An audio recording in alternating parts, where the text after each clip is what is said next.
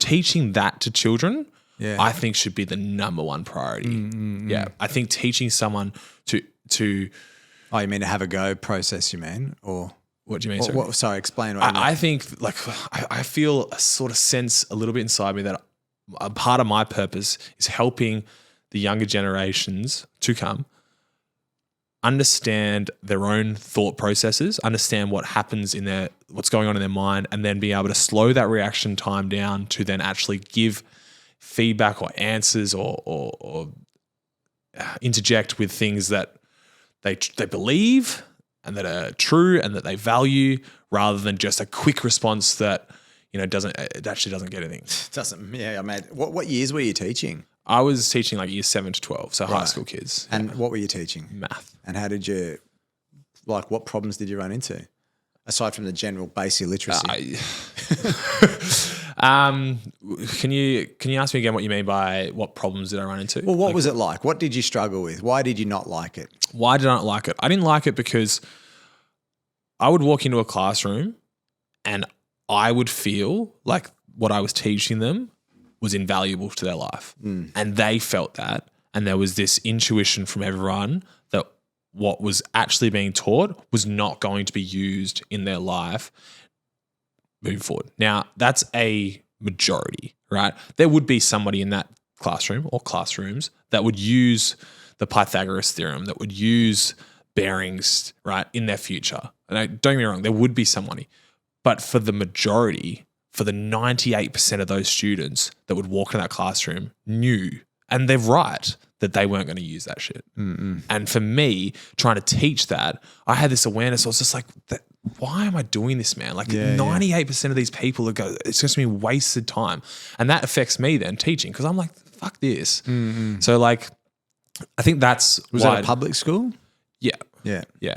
But I don't think it would have mattered. Like, yeah, I truly think that we need it's not what we needed, because you said before the world needs dumb people right now, which is made me think a lot of that actually. So I'm going to reflect on that later. When I say needs, I mean the economy needs dumb people, not the world. But that's what they're trying to produce, right? Okay. When we had to go to war, they needed strong people. So they filled the schools with canteens and tuck shops and made sure every kid was fed well to make them big and strong. I guess what I'm trying to say is what I think the world needs is a completely different thing to what is taught in schools. And that's what that's why I find it so hard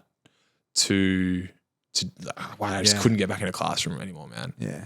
But I would love to get to a point where I can teach what I truly think is valuable to the younger generation, to teenagers, to adults. Like and part of that is, Have you considered teaching overseas? Like, I know I have a cousin who teaches in Vietnam, and he said that the reason he teaches there is because he loves teaching. So there's actually, because the students there are so happy and so grateful that they have an opportunity to learn. That's made me think. Yeah, when you said overseas, I mean, I thought, I taught in London, but that's just completely different. Like that's not, those kids aren't grateful. But yeah, it's teaching at a school in like Vietnam or Bali or something like that. Like you're right. Where these students kids are just so desperate to learn. Yeah, and that would change everything, man. Like if I walk into that classroom then and the kids are,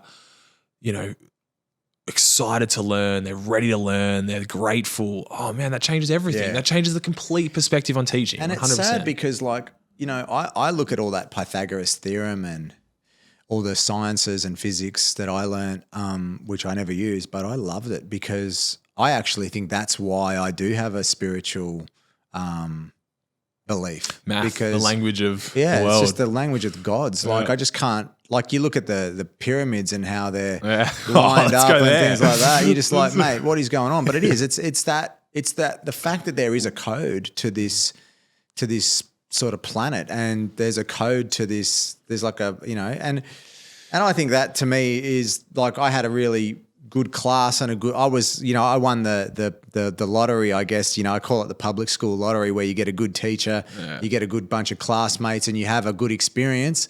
It's getting fewer and further between now, unfortunately. But I know my kids, when they went through school, it'd be like, who have you got? Oh, damn, you didn't win the lottery, mate.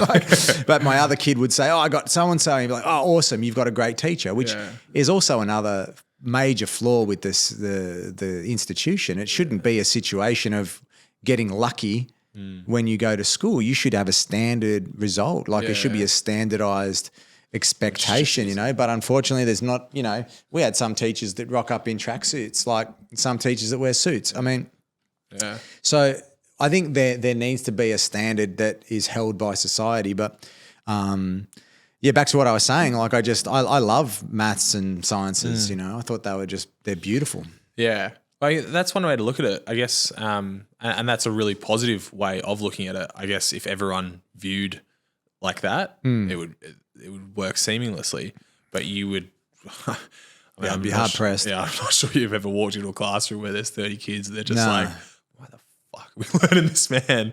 Yeah. So, well, and it's also because they're, you know, that's the culture as well. They've come in probably just looking at their phones before they come into class. Exactly right. They're texting in between class. Yeah, I mean, they're on you can't Snapchat compete and with shit. that, man. Exactly, man. Exactly right. You know, it's not an environment. See, you got to undercut education, right? So like you can't just go straight to the content, right? Now education, you need to it's like if you were going to run a marathon, right? You can't just go to the running bit.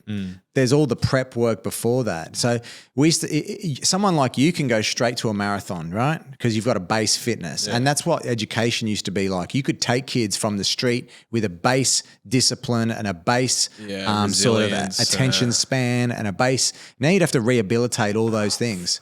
You'd have to rehabilitate their ability to sit still. Oh, God. You know, you have to rehabilitate what they're eating even, because it's just poison what they've probably been eating for breakfast, right? And so there's all these undercuts you'd have to do before you then go, okay, now let's talk about maths. Literally though. You're trying to come in at this level here, and all the teachers are. You know, but there's a long way down before they get ready to receive the data, you know? Yeah.